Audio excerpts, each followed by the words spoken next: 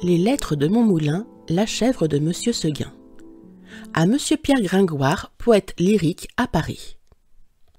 Tu seras bientôt toujours le même, mon pauvre Gringoire. Comment? On t'offre une place de chroniqueur dans un bon journal de Paris et tu as l'aplomb de refuser. Mais regarde-toi, malheureux garçon. Regarde ce pourpoint troué, ces chausses en déroute, cette face maigre qui crie la faim.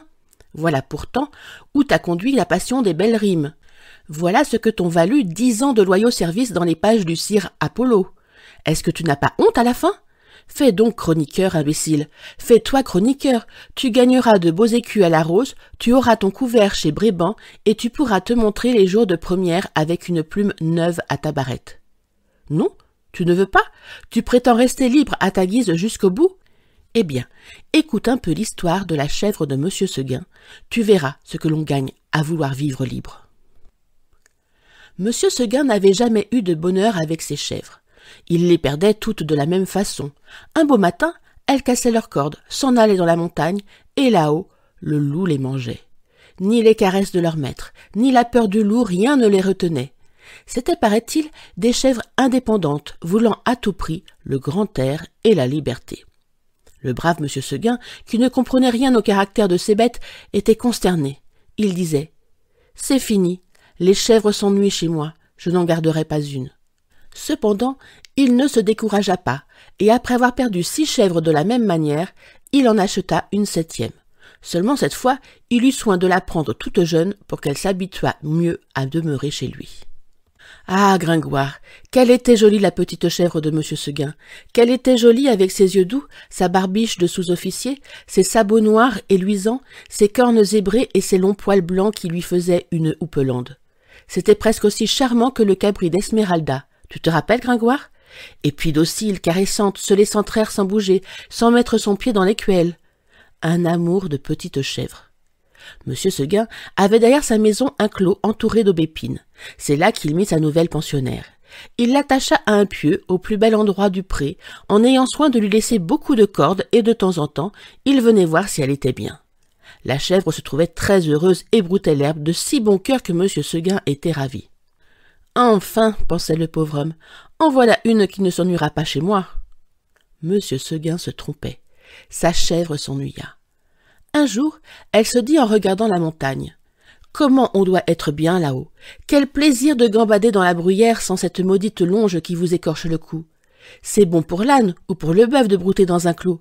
Les chèvres, il leur faut du large. » À partir de ce moment, l'herbe du clos lui parut fade. L'ennui lui vint. Elle maigrit, son lait se fit rare. C'était pitié de la voir tirer tout le jour sur sa longe, la tête tournée du côté de la montagne, la narine ouverte en faisant « mais » tristement. Monsieur Seguin s'apercevait bien que sa chèvre avait quelque chose, mais il ne savait pas ce que c'était. Un matin, comme il achevait de la traire, la chèvre se retourna et lui dit dans son patois. « Écoutez, Monsieur Seguin, je me languis chez vous. Laissez-moi aller dans la montagne. »« Ah, mon Dieu, elle aussi !» cria Monsieur Seguin stupéfait.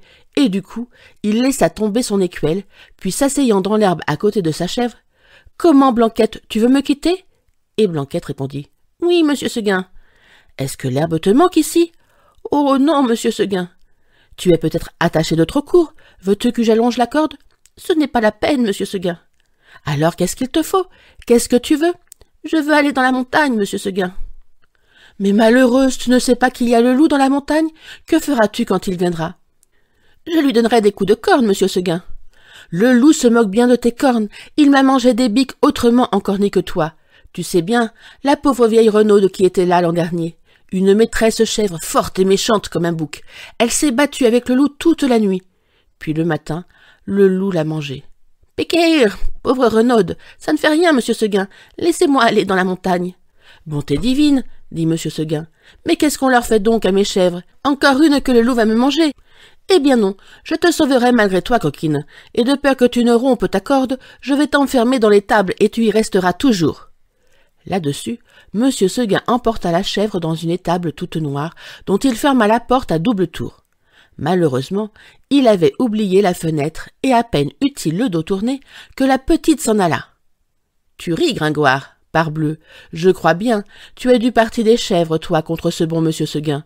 Nous allons voir si tu riras tout à l'heure. » Quand la chèvre blanche arriva dans la montagne, ce fut un ravissement général. Jamais les vieux sapins n'avaient rien vu d'aussi joli.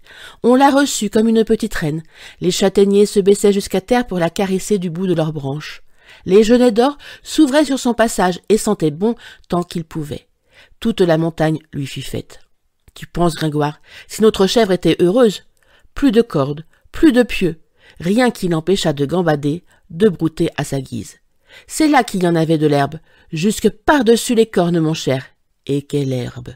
Savoureuse, fine, dentelée, faite de 1000 plantes. C'était bien autre chose que le gazon du clos. Et les fleurs, donc, de grandes campanules bleues, des digitales de pourpre à long calice, toute une forêt de fleurs sauvages débordant de sucs capiteux.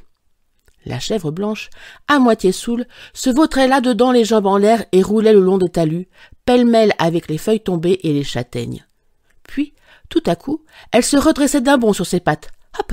La voilà partie la tête en avant, à travers les maquis et les buissières, tantôt sur un pic, tantôt au fond d'un ravin, là-haut, en bas, partout. On aurait dit qu'il y avait 10 chefs de Monsieur Seguin dans la montagne. C'est qu'elle n'avait peur de rien, la Blanquette. Elle franchissait d'un saut de grands torrents qui l'éclaboussaient au passage de poussière humide et d'écume.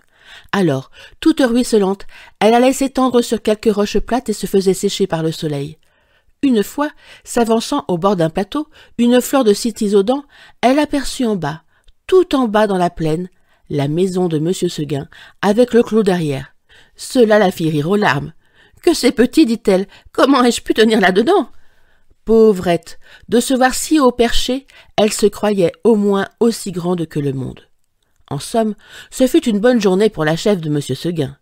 Vers le milieu du jour, en courant de droite et de gauche, elle tomba dans une troupe de chamois en train de croquer une lambrusque à belles dents. Notre petite coureuse en robe blanche fit sensation. On lui donna la meilleure place à la lambrusque, et tous ces messieurs furent très galants.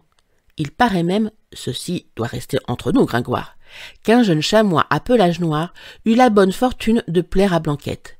Les deux amoureux s'égarèrent parmi le bois 1 heure ou 2, et si tu veux savoir ce qu'ils se dirent, va le demander aux sources bavardes qui courent invisibles dans la mousse.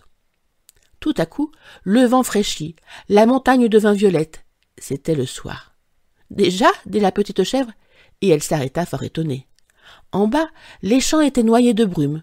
Le clos de Monsieur Seguin disparaissait dans le brouillard, et de la maisonnette on ne voyait plus que le toit, avec un peu de fumée.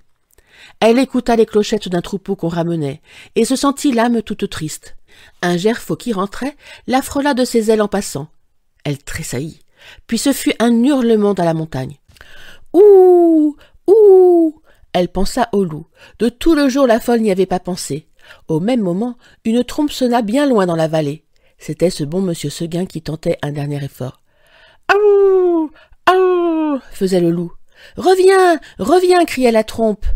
Blanquette eut envie de revenir, mais en se rappelant le pieu, la corde, la haie du clos, elle pensa que maintenant elle ne pouvait plus se faire à cette vie et qu'il valait mieux rester. La trompe ne sonnait plus. La chèvre entendit derrière elle un bruit de feuilles. Elle se retourna et vit dans l'ombre 2 oreilles courtes, toutes droites, avec 2 yeux qui reluisaient. C'était le loup.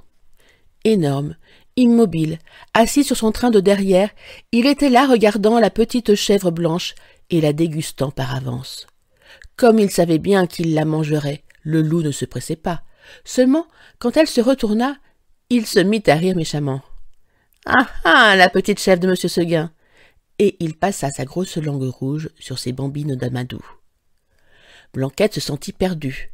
Un moment, en se rappelant l'histoire de la vieille renaude qui s'était battue toute la nuit pour être mangée le matin, elle se dit qu'il vaudrait peut-être mieux se laisser manger tout de suite.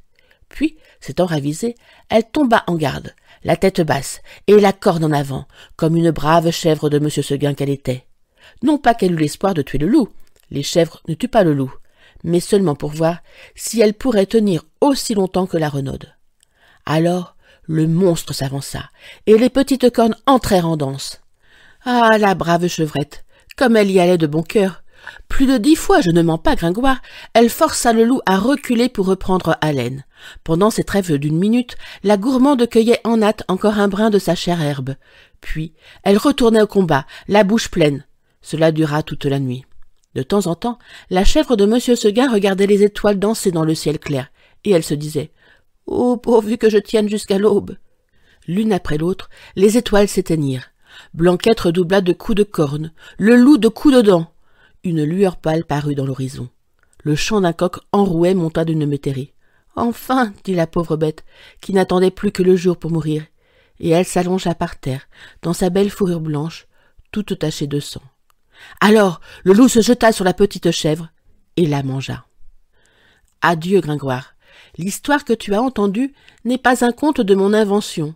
Si jamais tu viens en Provence, nos ménagers te parleront souvent de la cabro des Mossous, seguine qui se bétigouait tout au la nouille et muloulou. À pied loup matin, loulou l'a mangé. Tu m'entends bien, Gringoire? Et payou loup matin, loulou l'a mangé.